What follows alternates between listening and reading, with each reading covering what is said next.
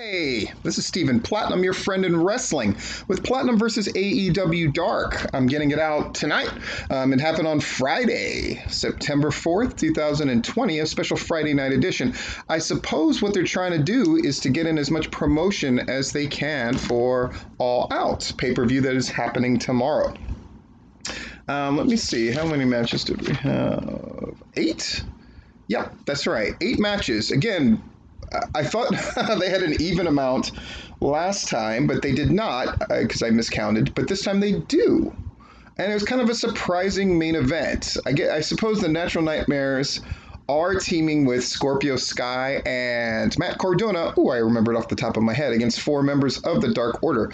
But the main event was Natural Nightmares against Dark Order 5 and 10. They were calling themselves 5 and Dime, which I thought was very funny. Though they're so young, they probably don't know what a 5 and Dime actually is, interestingly enough, but perhaps they do. Taz and Excalibur are commentators. First match, Fabu Andre and D3 against Butcher and Blade. This was a great exhibition for Butcher and Blade. It's the best I've seen them execute that finisher that I think looks super awkward. They looked great. Butcher threw them around. Blade was very precise. Sometimes things get a little sloppy with them, but they managed to get the first 2 check marks for sure. Again, my check mark system. You get the first check for the team that's supposed to go over, going over in a discernible fashion. The second check is for the bigger name of the 2 to look good, and then the third check is if they manage to make the enhancement guys look good as well, and all 3 were accomplished here. Match number 2, Allie with QT versus Red Velvet. Now, for some reason, I had thought that this match happened on the last Dark, but I guess I'm wrong about that. I could have sworn it did, but it is what it is.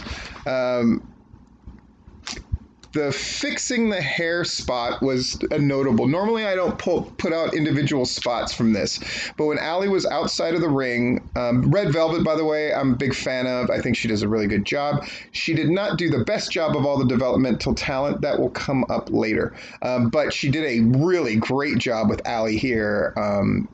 The Brandy on commentary was not the strongest necessarily. I like the instinct to do it. But let's see. Allie against Red Velvet. Yes, the part where Allie is fixing her hair using QT showing her his phone so she could use it as a mirror to fix her hair, and then Red Velvet hit them both. Allie, though, eventually wins. It's strange that Brandy was kind of bad-mouthing her at the point where Allie was winning, just because Allie would often vamp or sell to the crowd or connect with the crowd, which is what you're supposed to do. But I get that Brandy's supposed to be, pointing out flaws in her game as it's her fault that they did not win the finals of the tag team tournament, Women's Cup, the Deadly Draw. Oof. But she hits her move down the rabbit hole, which is basically she grabs them and then drops an elbow as she drops them and wins. A good look for Allie. Number 3 match. Normally we do 2 and then a promo. I thought it was interesting and strange that they didn't have promos for All Out when they had so many during the Dark on Tuesday. And then I figured it out. They didn't know that this was going to be before Dark. Or they didn't know this was going to be before All Out.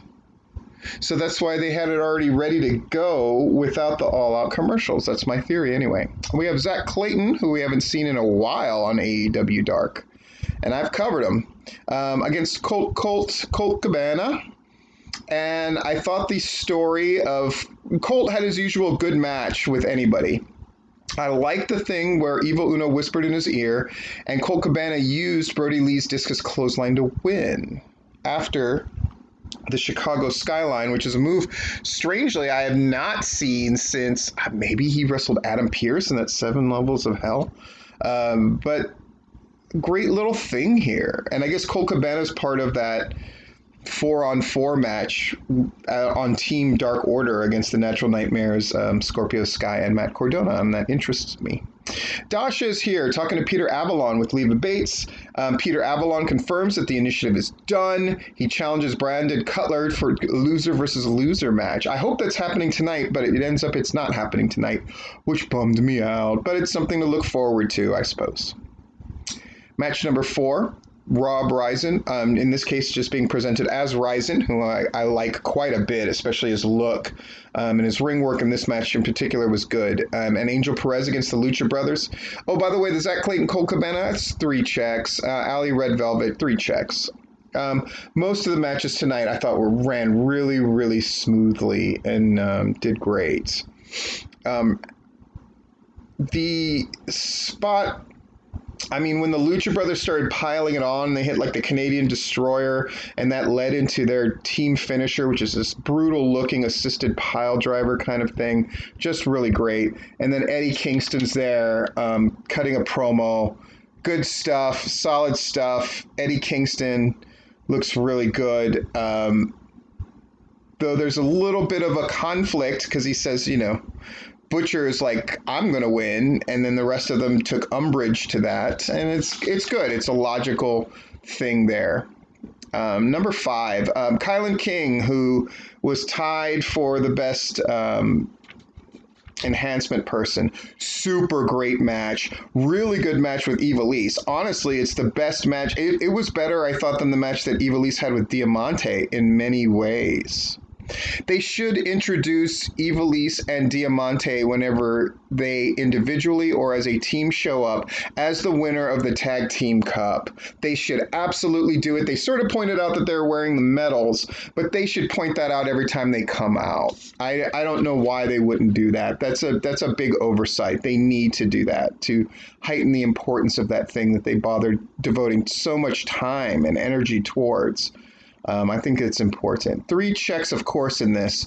The full Nelson using the legs from Ivelisse looked amazing. The jumping code red is the best it's ever looked. Kilynn King just on her game. And in spite of the incredible height difference, Kilynn King much taller than the very short Ivelisse. Didn't make her look bad at all. It just all clicked. Had a commercial for AEW Heels here. Match number 6, Shawn Dean and Brandon Bullock against Alex Reynolds and John Silver, number 3 and 4 from the Dark Order. Shawn Dean shown. Boy, he was right there with Kilynn King of just looking phenomenal, probably even a little above, because that spot where he floated over to do a DDT, but then held off and then grabbed the other one and hit them both with the DDT, he looked like a star. And really, really great stuff. And then Brandon Bullock eventually tags in and gets pinned. But 3 check marks is kind of the least important part of this. Shawn Dean looked really great in his offense and looked on par with everything. Great job with Alex Reynolds and John Silver, too. They really bumped around and made Shawn Dean and Brandon Bullock look great for that 3rd check. We go to a segment where Brandon Cutler, who was challenged earlier by Peter Avalon, accepts the challenge. Leva Bates was in both of these and doing a great job as the person who doesn't want to see them fight and is trying to reconcile them, but to no avail. Match number 7, Luther against Darby Allin. Really, really great stuff. I like Taz putting over the fact that Luther was going after the knee and how important that was for him. A little intrigue. Did Taz and Team Taz put Luther up to this, or did somebody else, or is this just Luther's way of doing things? The coffin drop to the outside was nuts, and then another coffin drop to the inside spells a win for Darby Allin. And then finally our main event, de facto main event of AEW Dark. Dark Order 5 and 10, the 5 and dime against the Natural Nightmares. Good, solid match. What can you say? Dustin's a total pro. QT looks really comfortable. The finish at the end where they wiped everybody out, I thought went very smoothly. QT hitting the cutter. Dustin hitting a big move as well, though never the Canadian Destroyer. He went another route and hit that move, that suplex that he turns into sort of a spinning neck breaker thing in the air to get the win.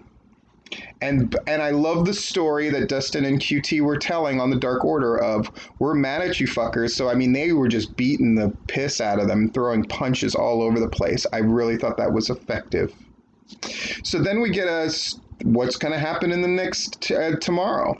5 at 5 o'clock on TNT is the red carpet. 5:30 is the road to All Out. 7 is the buy-in. I don't think that's going to be free, unfortunately. I think that's part of, like, if you buy the pay-per-view, you get that. And then at 8 o'clock, we've got All Out, which is supposed to be a very long show. So I'll keep this short so I can get it out tonight, because I know there's a few people who are either on these shows and that kind of thing who like to listen to them, so I want to get it to them. Thanks for listening. I'm Stephen Platinum, your friend in wrestling, with Platinum versus AEW Dark on September 4th, 2020.